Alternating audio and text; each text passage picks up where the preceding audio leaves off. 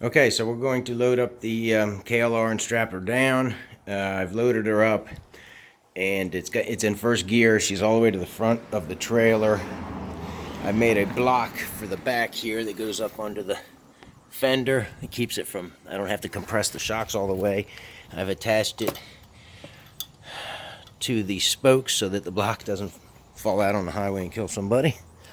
I've got another block up front that keeps the tire pushed over to the right of the tray here, and that will attach also to this so it doesn't fall out. And then I've got another block, and this one goes up in here so I don't have to compress the front springs, and that chain won't attach to that chain so nothing falls out on the highway.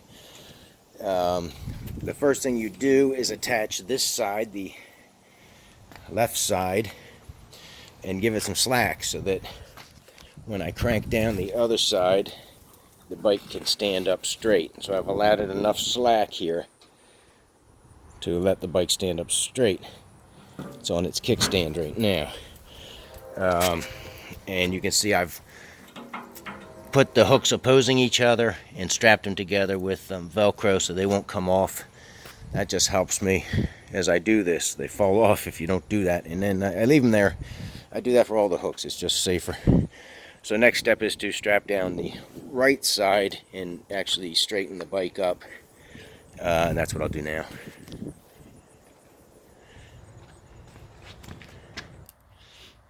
Okay, so I got the first two straps on. They're not real tight. I got my blocks in. I'm going to level it, make sure it's level, and then once we get it level, we'll strap it down tighter. Just do equal adjustments. Important thing, put a turn, or I put three twists in each leg of the straps because the wind will rattle them if you don't. You can see how my block's hooked up so it doesn't fall off. I'll put a bungee here to keep this tight so it's not rattling. And I'll bungee the kickstand up. I got to get the kickstand up before I crank her down any further. We are good now to put the ramp back up, and I got two straps that'll pull it to the front. Once that's done, we will put the toolbox on and load it. Okay, so now I've got her balanced, and I just need to crank down the front just a little bit more, and then I'm going to attach the rear straps. I got a strap that goes from here to a loop in the front, and it pulls it forward right here, and that'll pull it up tight against the rail. I'll strap down the front wheel, and we'll go from there. Alright, she's all tied down. I've strapped her up nice and tight. I got a twist in each rope so it won't make noise in the wind. I've got the straps zip tied tight. Front wheel is locked down with a strap. All the slack in the chains are taken up with bungees. She's as tight as can be. Rocks the whole truck when I shake her. So she's all tied down. Now the next step is to put the box on the back, and I've actually got some straps that go on the back of the bike, so we'll do that next.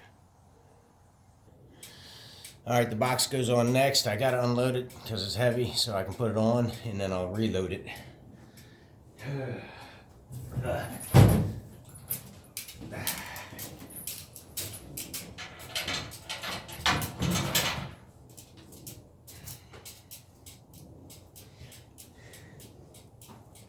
That bolts down to the trailer, and there's a chain that I can lock it to the trailer so it can't be stolen. I'll do that next.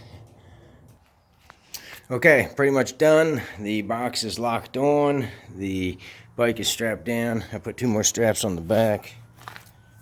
They go to the trailer box itself, and she's really sturdy.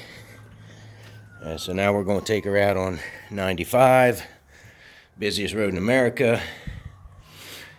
And we're going to blaze up and down the highway, make sure everything's cool with it. But it looks like I'll be fine. I went ahead and loaded the whole thing by myself. We got the bike on there, all my camping gear in the back, a couple of my backpack and some food up front. We'll have food in that. So we're ready to go.